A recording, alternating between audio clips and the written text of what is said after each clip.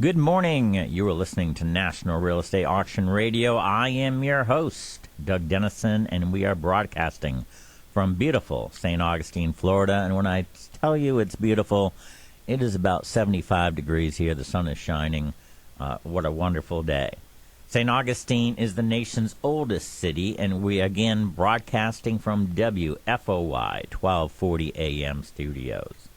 Through the power of the Internet, this program is being streamed worldwide on 1240news.com. The show will also be archived on RowAuctions.com as they are the sponsor of this program. Additionally, this show will be posted on YouTube.com. The radio show mission statement is to provide educational experience for listeners in a promotional format for auctions across the country. Talk about the Florida Realtors. Well, let's talk about the first call. Good morning. You're on the air. Hi, Doug. Bob Pliska from Detroit. Hey, my gosh. Hey, how are you doing, sir? Good. How are you? Well, good. Happy New Year. Happy New Year to you. Well, you have been a caller that's called in. You are my go-to person when I'm trying to find out what's happening in Detroit. Tell us again who you are and where you're from, what company you're from, and what you do, sir. Yeah, my name is Bob Pliska. I'm with Sperry Ness, which is a national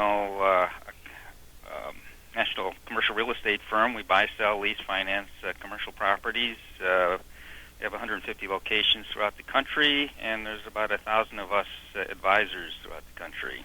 So primarily, I operate the Michigan market, concentrating much on southeastern Michigan.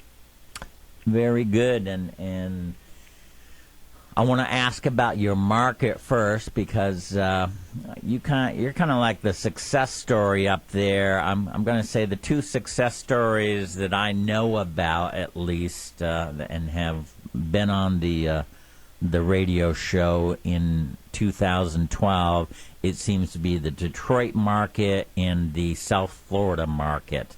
So I know about the South Florida market. Tell me about the Detroit market.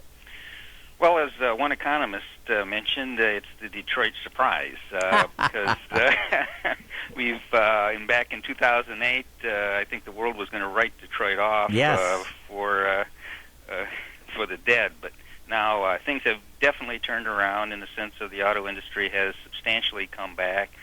The auto companies are continuing to have increasing sales from 2010, 11, 12, and looking forward to 2013. In fact, in today's news, Ford and GM are hiring in southeastern Michigan, Atlanta, and other places throughout the country. So with that, the auto industry, and that impacts obviously everything else with alternative energy. We've got a big technology corridor. We've got, in fact, downtown Detroit, we've got an individual there who has bought like 8 to 10 major office buildings in downtown Detroit and creating pretty much of a technology center down there with what's going on. So it's creating a vibrancy down there in addition to what's already previously happened with the sports stadiums, the entertainment venues with the Opera House and the Comerica Park, which is where the Tigers play, and football stadium. Well, the Tigers did great. I mean, they didn't get to the final hurrah, or they did get to the final hurrah. Well, they got to the final hurrah. It's just they kind of just flubbed on that last hurrah, and it's kind of surprising because they are projected, we're projected to pretty much make it through, but you never know on those things. And this year they're fine-tuning themselves again. They've got some new players coming in to add to the already good players, so it should be an exciting season. Well, I'm going to give you a tough question, and I'm not sure that anyone has the answer, but does having a professional sports team in a city help the real estate market? Is it a draw? Do people tend to move there and because of it? And I'm talking not only residential, but commercial. Is that a part of it or not? And I've never talked to anybody about this, so if you want to pass, I'm okay with it. Yeah, I mean, it's to me it is being a Detroiter, which has been a sports town for seems like forever. Yeah. We get traditionally we can go back 80, 90 years with the football team. Sure. Where we had rivalries going between the Chicago Bears and the Detroit Lions, and obviously the Tigers go back to the beginning of the century, et cetera. I think it creates vibrancy in the town, and especially now, especially in downtown Detroit, because it's because of the success of the Tigers. Well, not necessarily this year, the Lions, but last year the Lions were doing extremely well, and it created such a vibrancy downtown where it provides activity for the restaurants. It brings a lot of the technology people that were, being hired to go downtown. It gives them a venue to go to where you have a tremendous restaurant market that has picked up, a retail market which you really didn't have before, and creates activity, which is key, which is real estate. You always say on retail, the rooftops, well, it's creating vibrancy and activity and enthusiasm, which is helpful, I think, to a city to draw people to a city as a lifestyle.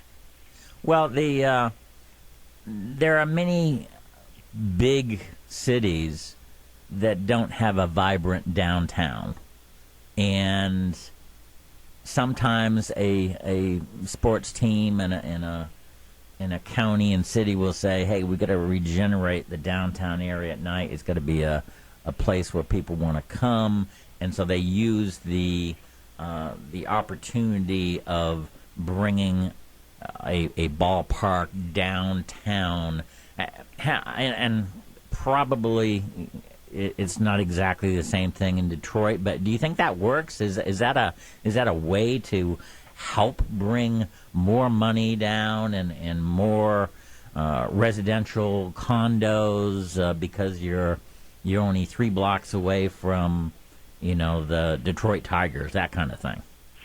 Yes, and I think the best example right now is the city of Detroit. I mean, because of the activity downtown and the both the Lions and the Tigers have built new stadiums within the last 10 years.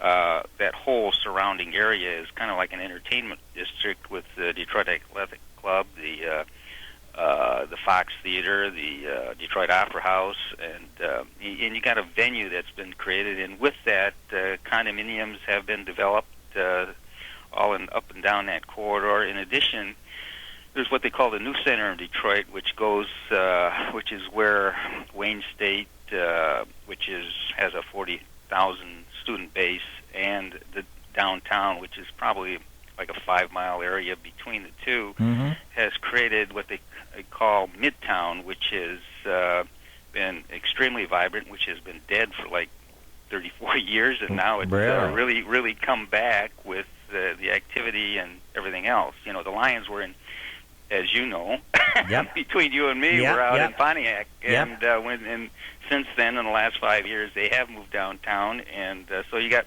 3 of the major sports teams: the Lions, the Tigers, and the Red Wings are downtown. And then there's some talk, I don't know how far it'll go, where possibly the Pistons may join them eventually, someday.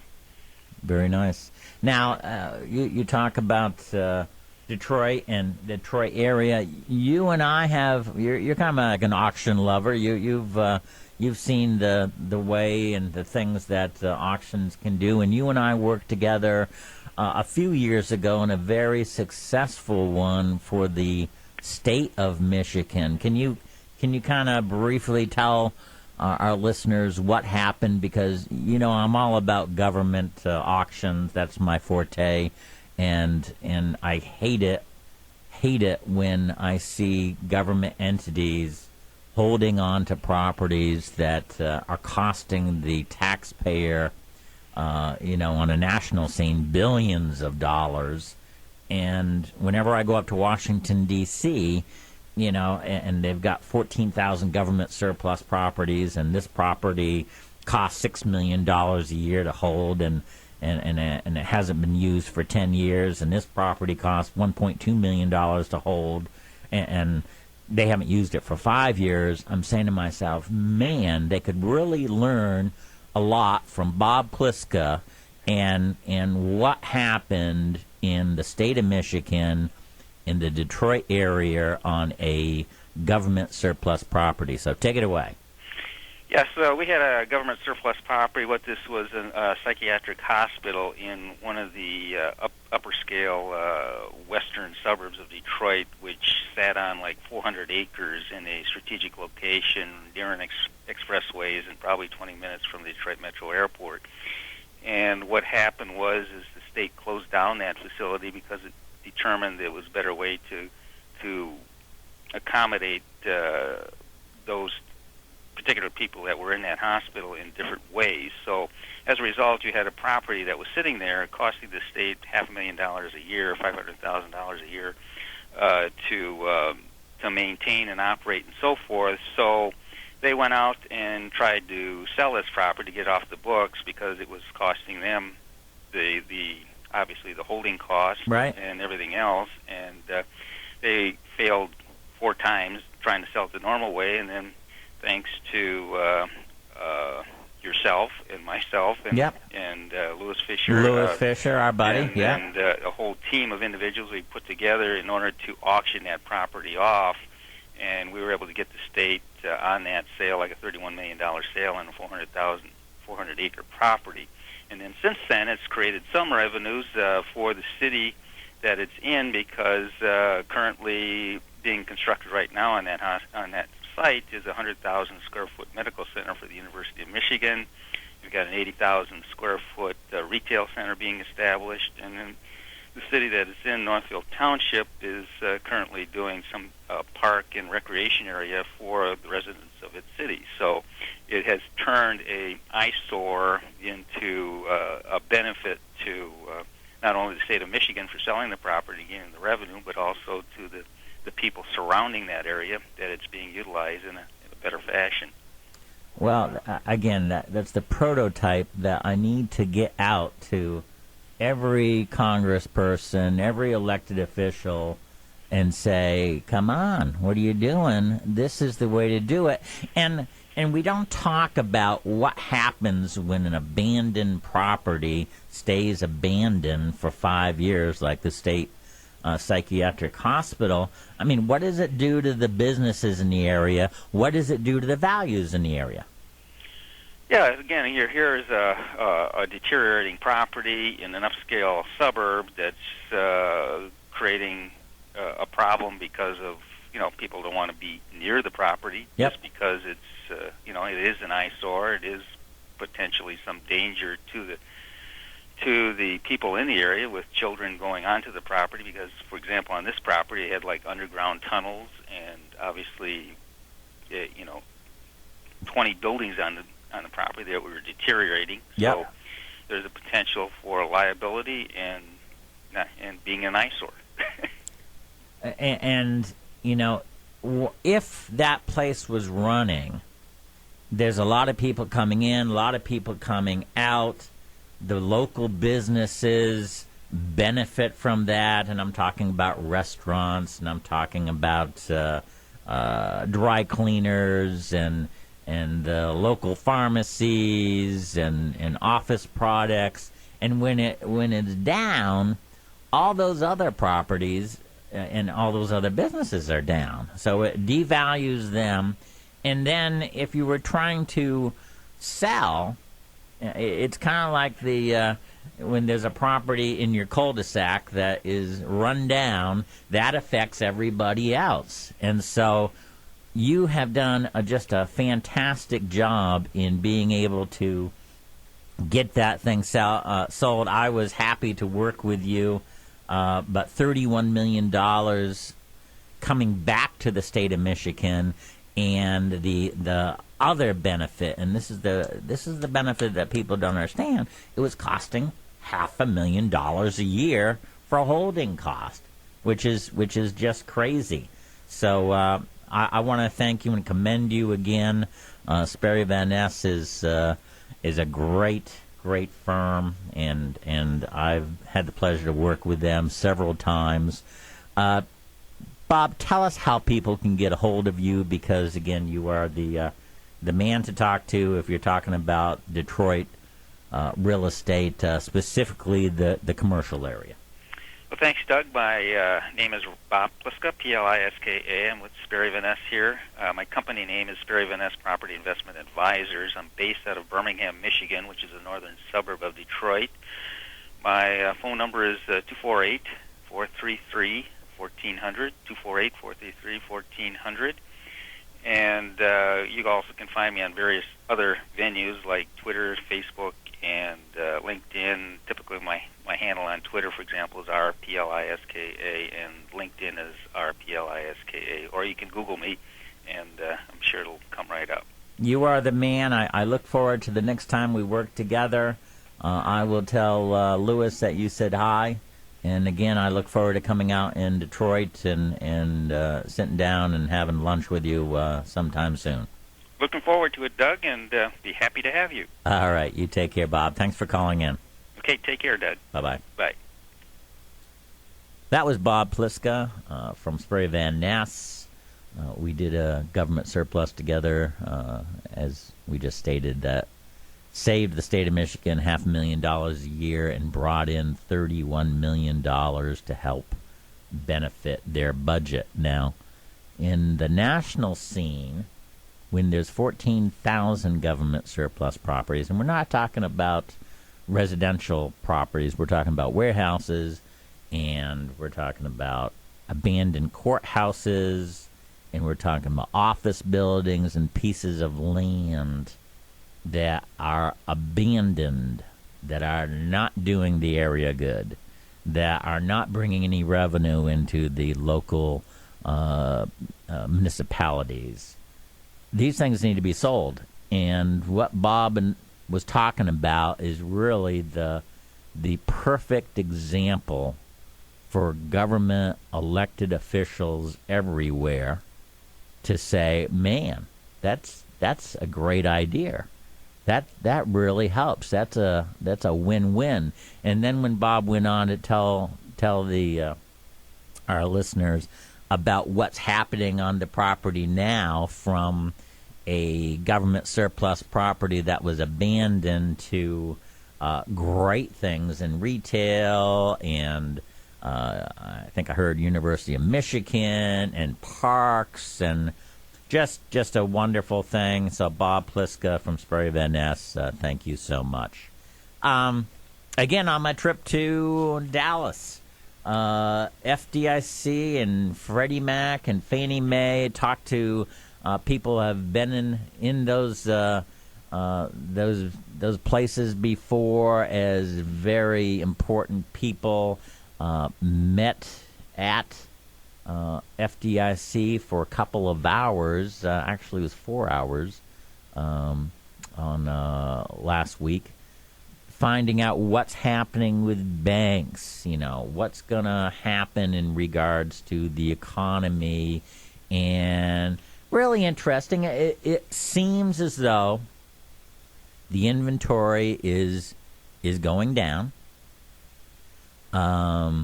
There'll still be opportunities for auctions, but it seems like the inventory of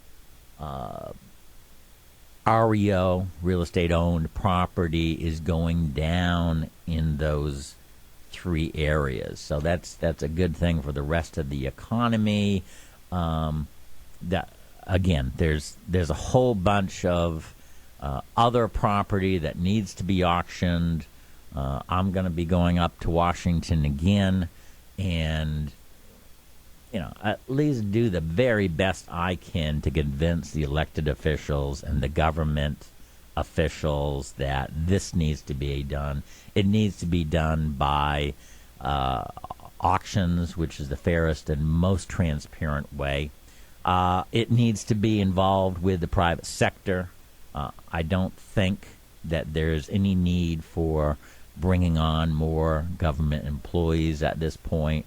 Our budget is just doing too much. It's too high, And so, anyway, that's my thought. They've got a big auction coming up.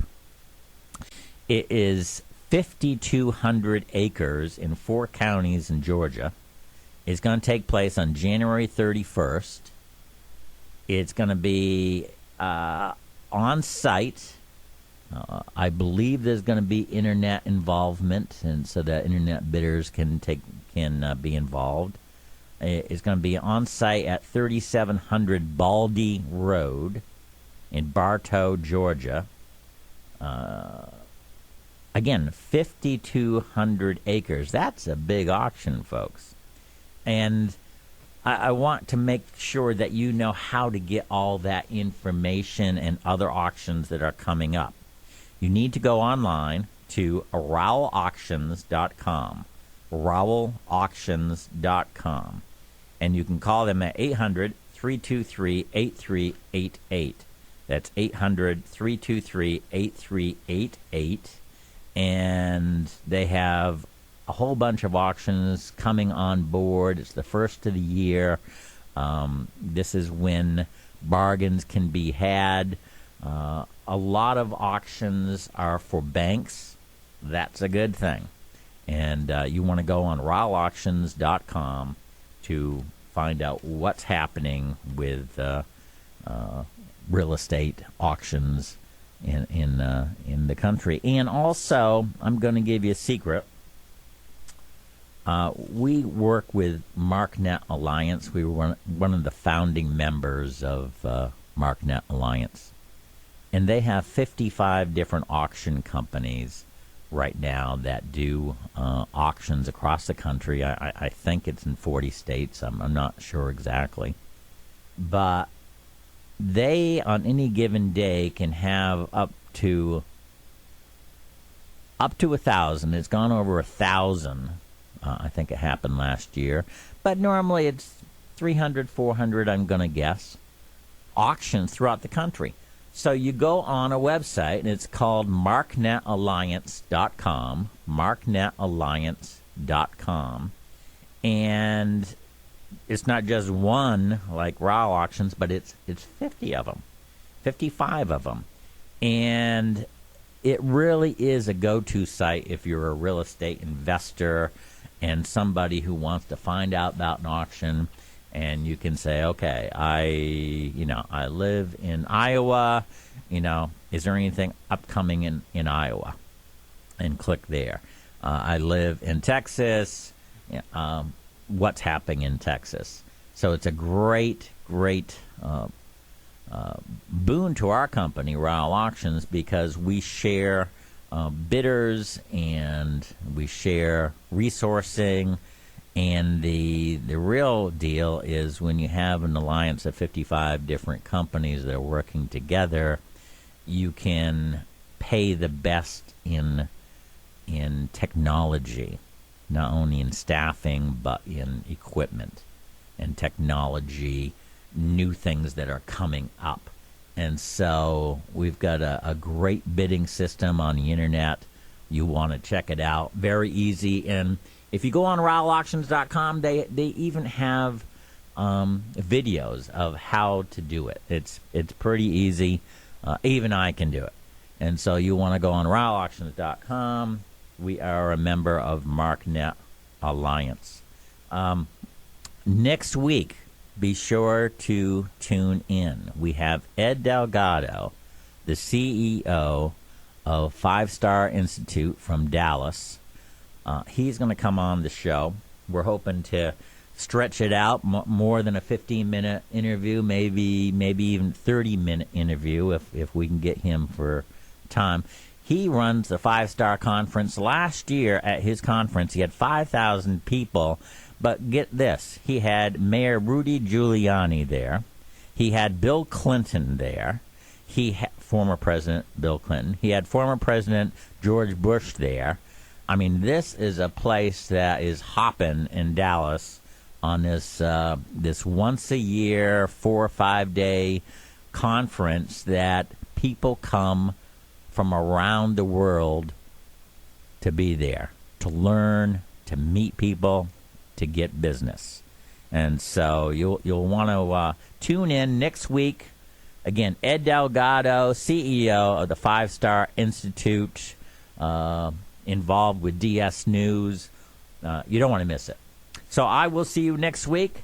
Thank you for listening, everybody. Again, take care of your families. And if you're thinking about an auction, RowellAuctions.com. Thank you very much.